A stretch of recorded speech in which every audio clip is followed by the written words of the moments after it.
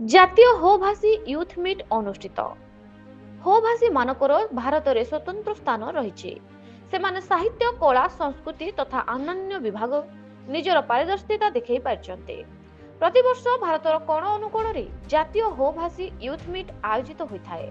ଏହାର ମୁଖ୍ୟ ଉଦ୍ଦେଶ୍ୟ ହେଉଛି ହୋ-ଭାଷୀ ଯୁବକମାନଙ୍କୁ ଏକତ୍ରିତ କରି ସେମାନଙ୍କର ଜ୍ଞାନ କୌଶଳ ଦେଖାଇବା, ହୋ-ଭାଷୀ ମାନଙ୍କ ସହିତ ପ୍ଲୋହ, ମୁଣ୍ଡା ଏବଂ କଲ୍ ମାନଙ୍କୁ ଏକାଠି ଆଣିବା, ସରକାରଙ୍କ ବିଭିନ୍ନ ଯୋଜନା ଓ ନୀତି ସମ୍ପର୍କରେ ଆଦିବାସୀ ମାନଙ୍କୁ ସଚେତନ କରିବା, ସମାଜର ଉନ୍ନତି ପାଇଁ ଚେଷ୍ଟା କରିବା, ସେମାନଙ୍କର ଲିପି, ସମ୍ପ୍ରଦାୟ, ସଂସ୍କୃତି ଏବଂ ଦର୍ଶନକୁ ପ୍ରଶଂସା କରିବା, ଯୁବକମାନଙ୍କ ମଧ୍ୟରେ ଥିବା ସୃଜନଶୀଳତା ପରିପ୍ରକାଶ କରିବା ଓ ହୋ-ଭାଷୀ ମାନଙ୍କ ମଧ୍ୟରେ ଧର୍ମ ବିଷୟରେ ଅବଗତ କରିବା ପ୍ରମୁଖ ଅଟେ।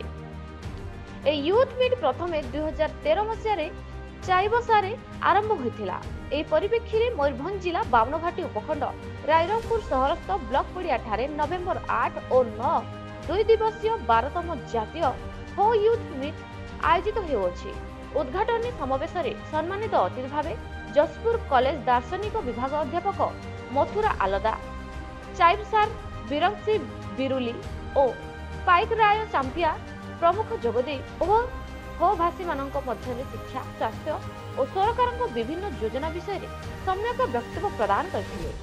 ଉକ୍ତ ସମାବେଶରେ ହୋ-ଭାଷୀ ଯୁବକ ଯୁବତୀ ଏକତ୍ରିତ ହୋଇ ସାଂସ୍କୃତିକ କାର୍ଯ୍ୟକ୍ରମ କରିଥିଲେ। ଏଥିରେ ହୋ ଛାତ୍ର ସଂଗଠନର ସଭାପତି ରବି ସାଏ, ଉପସଭାପତି ସୁନୀଲ ସୁଣ୍ଡି, ସମ୍ପାଦକ ଯୋଗେନ୍ଦ୍ର ହେମ୍ରମ, ବିଶାଳ ବାନାରା, ସହ ସମ୍ପାଦକ ବାପୁନ ବାର୍ଧା, ରୋହିତ ପିଙ୍ଗୁଆ, ମନୀଷା ପୂର୍ତ୍ତି, ସୀତାରାମ ପୂର୍ତ୍ତି, ବିଜୟଲକ୍ଷ୍ମୀ ନାୟକ ତଥା କାର୍ଯ୍ୟକାରୀ ସଦସ୍ୟଗଣ ପରିଚାଳନାରେ ସହଯୋଗ କରିଛନ୍ତି।